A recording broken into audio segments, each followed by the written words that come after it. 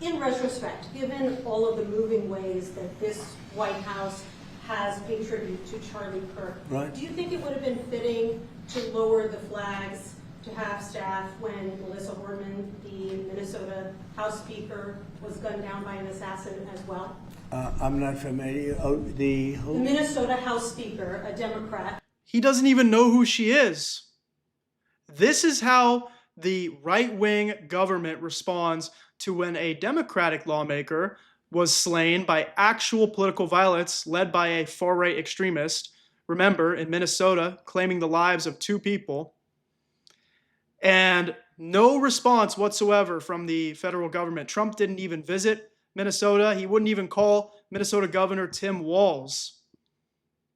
He said it would be a waste of time. He says that guy's whacked out. What am I going to talk to him for?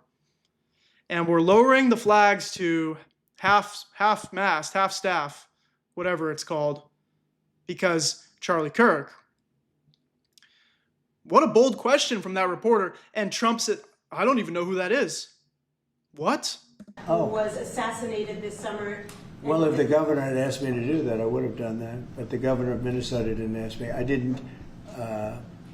I wouldn't have thought of that, but I would have if somebody had asked me. People. You didn't think of it, but you were the one that initiated the flags to be lowered for Charlie Kirk. But somehow, some way, you need to be asked by Governor Tim Walz when it's a Democrat.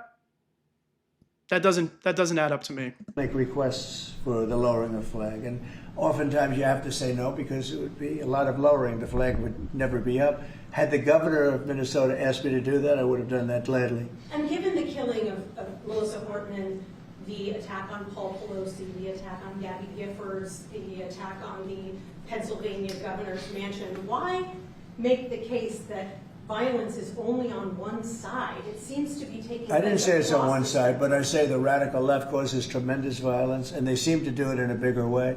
But the radical left really is caused a lot of problems for this country. I really think they hate our country. Okay, yeah, please. Dude, you just admitted that you didn't even know the Minnesota lawmaker that was slain, and you've made no remarks about the violent gunman that went to her home and shot her. And yet still you say it's the radical left that hates this country, even though we don't know jack shit about the shooter of Charlie Kirk. That's how you know that things are getting scary. The rhetoric from this administration is escalating every day. Charlie helped me. And Charlie was the one, get on TikTok. He used to say to me, get on TikTok. Charlie was unbelievable. So probably, and I did. I had somebody named TikTok Jack. And he'd put that camera, he said, just a real quick statement, sir, like 10 seconds or less. They didn't like anything over 10 seconds, but it worked. But Charlie is the one that really, and my son Barron also. And I have to say, Don, Eric, the whole group, it's important. And it can maybe even bring us closer to China. We had a very good meeting with China. I was surprised. I didn't expect it to that extent. And I'm going to speak again with President Xi on Friday. And, you know, I think that'll confirm things up. Who's buying it? A question on Charlie Kirk and crime. On Charlie Kirk, do you plan to speak at the funeral, and what would your message be? Well, I'm going on Sunday. We're taking a whole plane load, and they're having. I was invited on Saturday, but I said I'd rather save it for Sunday. You know, we're going to have a stadium. Okay, sounds like Trump will be speaking at Charlie Kirk's funeral on Sunday. So mark your calendars, because I will try to bring that broadcast to you live on Sunday. Make note of that right now. And I'll bet that stadium is going to be pretty packed. Maybe completely packed. It's going to be big, but I'm going to be at the stadium, and I guess I'll say a few words. I don't know, but I guess I will. But I knew him very well. He was an amazing guy. He was an amazing guy. He was all about young people, getting them started right. And he was... Getting them started right, getting them radicalized from a real young age so they can become more and more extreme as they get older. He got them started right, really right, on the right side of the political spectrum. A magnet for young people. They just attracted to him. He loved them, and they attracted to him.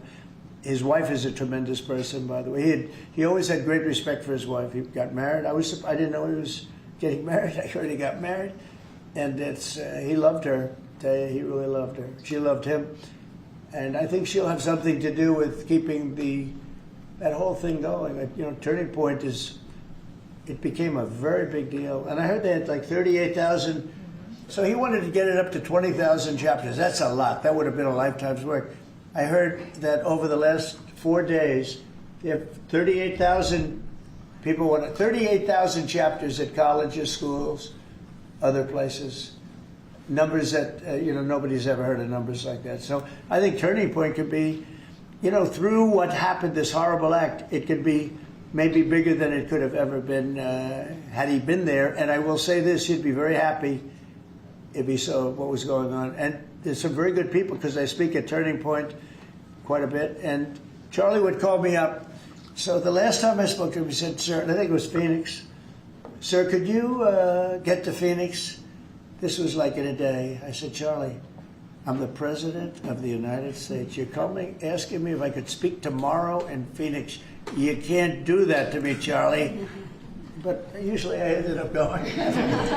He was great. He was a great guy, and he didn't deserve this. He didn't deserve this, believe me. Ilhan Omar, after his assassination, called Charlie Kirk a reprehensible human being. Should she be stripped of her committee assignments? I would say, I think she's a disgraceful person. I think she's a disgraceful. Trump is saying that Representative Ilhan Omar should be stripped of her committee assignments for critiquing Charlie Kirk. Insane. Critiquing a private citizen who had a podcast, who spoke at college campuses, that is now being celebrated and decorated like a member of the military, who was a grifter just like Trump. I guess grifters love grifters. And now a sitting congresswoman who represents a constituency that also doesn't like Charlie Kirk is potentially going to lose leadership positions because she was using her First Amendment rights.